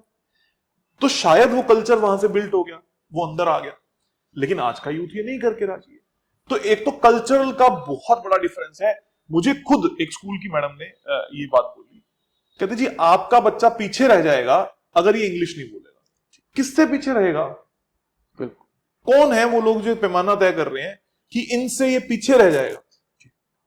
तो मुझे एक तो कल्चर से बहुत दिक्कत है, जो कल्चर इस तरीके का बिल्ड हो रहा है। फिर भी आप अपने घर में रोज ये आदत बनाओ कि बच्चा मंदिर में जरूर बैठे। अपने घर की फोटोग्राफ, अपने सारे परिवार की फोटोग्राफ को साउथ वेस्ट में जरूर लगाओ, जिससे आपसी प्यार बढ़े। और घर में जो भी नशीले पदार्थ, पहली बात तो कोशिश करो ना रखें, अगर रखे हुए हैं तो वो साउथ वेस्ट दिशा है वहां पर रखें। इससे बहुत अच्छे तरीके से उसका जो स्वभाव है वो अच्छा होगा जरूर। ये जो आपने बोला कि शराब को साउथ वेस्ट में रखना चाहिए, पर आजकल तो लोग शराब की खाली बोतलों को इंटीरियर में इंक्लूड कर लेते हैं, उससे अपनी अलमीरा सजाते हैं या पेड़ उगा लेते हैं उसके अंदर, और अपना इंटीरियर ऐसे सोचते हैं कितना सुंदर हमने इंटीरियर सजाया है। तो क्या उससे भी कोई वास्तु दोष लगता है? ये 50 साल पुरानी वाइन की बोतल है। जी बिल्कुल, पिताजी ने लेके आए। बिल्कुल। देखो, शराब राहु है जी, राहु इल्यूजन है। राहु जो ग्रह है वो किसी को भ्रम में डालता है। आपने अपने घर को पूरा भ्रमित कर दिया, आपकी बुद्धि, आपकी मानसिकता धीरे धीरे करके ऐसी हो जाएगी कि आप अपने जीवन को इल्यूजन में, यानी सच्चाई से दूर जीने लगोगे, और फिर धीरे धीरे करके उसका इंपैक्ट तो जरूर आएगा। राहु अपनी मार तो जरूर मारेगा। आपको अपने घर में ऐसा क्या डेकोरेशन करना है जिसमें आपको शराब की बोतलों की जरूरत पड़ रही है? मुझे तो नहीं समझ में आता ये बात। और कोई भी ऐसी ऊर्जा जो तमस हो, जो नकारात्मक हो, इनको कभी भी अपने घर में नहीं रखना चाहिए। अगर कोई वाकई में रखना चाहता है, जैसे मैंने बताया, तो साउथ वेस्ट में 1-2 बोतल्स को रख दो, नहीं तो मैं कहूंगा कि मत रखो, सबसे बढ़िया रहेगा। ना इसकी सोच रहा करो। हाँ, कोई ये कहता है कि मैंने उसमें पौधा लगा दिया, तो उस बोतल को साफ करके, रेनोवेट करके, उसमें से उसके कागज, ये सब चीजें हटा के, धो के, फिर आप पौधे लगाओ। वास्तु निवारण की बात हो गई, वास्तु दोषों की बात हो गई, पर अगर कोई वास्तु कराए तो एक्चुअल में उसे कितने टाइम में रिजल्ट मिलता है? लगभग 21 से 30 दिन में। कोई भी व्यक्ति की कोई भी समस्या है, उसको पूर्ण रूप से मुक्त होने में 21 से 30 दिन का समय लगता है, जिस दिन वो उपाय कर लेते हैं। मतलब आपका घर वास्तु परफेक्ट हुआ, 30 दिन बाद आपकी जिंदगी अच्छी होनी शुरू हो जाती है। आप स्पेशल गेस्ट हैं, तो आज हमने एक स्पेशल यूनिट रखी है रैपिड फायर राउंड की। उसमें आपको बस ये बताना है कि ये चीज होती है या नहीं होती है। ठीक है, पहला क्वेश्चन है कि बिना नक्शे के वास्तु किया जा सकता है? नहीं। अच्छा, साउथ फेसिंग मकान जल्दी बर्बाद होता है? नहीं। खाना पकाते टाइम ईस्ट फेस होना जरूरी है? नहीं। ब्रह्म स्थान में पिरामिड या कोई और वस्तु रखनी चाहिए? नहीं। जी, एक्चुअली में ब्रह्मस्थान होता गया है घर का केंद्र, घर का सेंटर, जब जी। आप पूरे घर का सेंटर निकालते हो उसको ब्रह्मस्थान कहा जाता टॉयलेट का साउथ फेस होना जरूरी है? है। नहीं। जी। इन सभी बातों के छोटे छोटे करके आंसर भी मैं पूर्ण रूप से दे देता हूँ। जैसे आपने पूछा कि साउथ फेसिंग जो मकान होता है वो बर्बाद हो जाता है, ऐसा बिल्कुल भी नहीं है। नॉर्थ कंपैरेटिवली सेफर है। नॉर्थ में भी बुरी दरवाजे हैं, साउथ में भी बुरे दरवाजे हैं। साउथ में भी अच्छा दरवाजा है, नॉर्थ में भी अच्छा दरवाजा है। तो जिन लोगों को वास्तु नहीं आता था उन्होंने बचने के लिए साउथ को मना कर दिया। साउथ का जो बुरा दरवाजा है वो बहुत ज्यादा बुरा है। नॉर्थ का बुरा दरवाजा भी बुरा है लेकिन उतना बुरा नहीं है।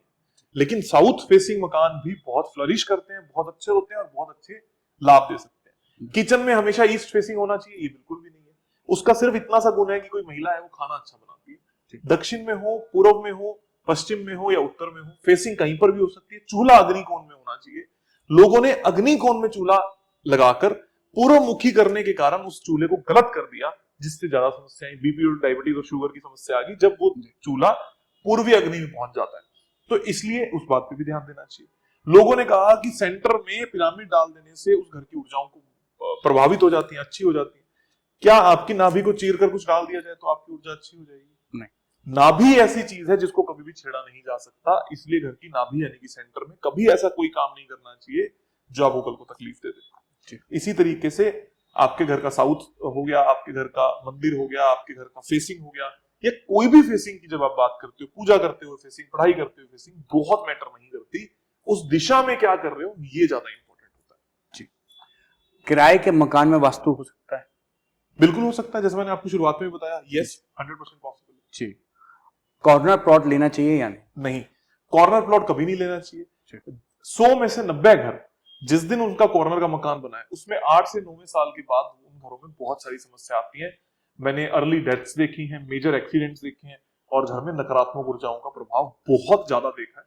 इसलिए मैं हर किसी को कहता हूँ कॉर्नर मकान कभी भी 8 से 9 साल से ज्यादा ना हो। 1 इन 5 केस हो सकता है जो बेचारे समृद्ध हैं, लेकिन फिर भी अगर 100 में से 90 लोगों को समस्या है इसका मतलब आपको नहीं लेना चाहिए।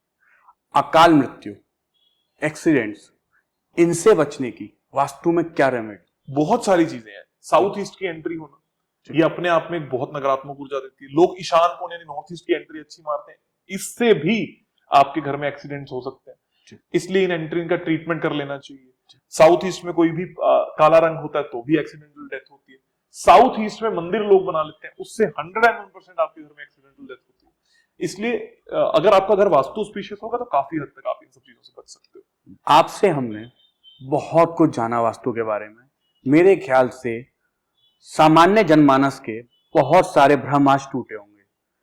बहुत सारी जो उनको ज्योतिष शास्त्र से या वास्तु शास्त्र से उम्मीदें लोगों ने, जो फेक लोग थे, उन्होंने बंधवा दी थी, या जो उनके मन में कहीं से पढ़ के आई थी, वो सब आज दूर हुई होंगी, जहां तक मेरा मानना है। और आपकी ऑथेंटिसिटी और आपकी ऑथेंटिक बातों को सुन के अब वो लोग उस उपाय की तरफ बढ़ेंगे।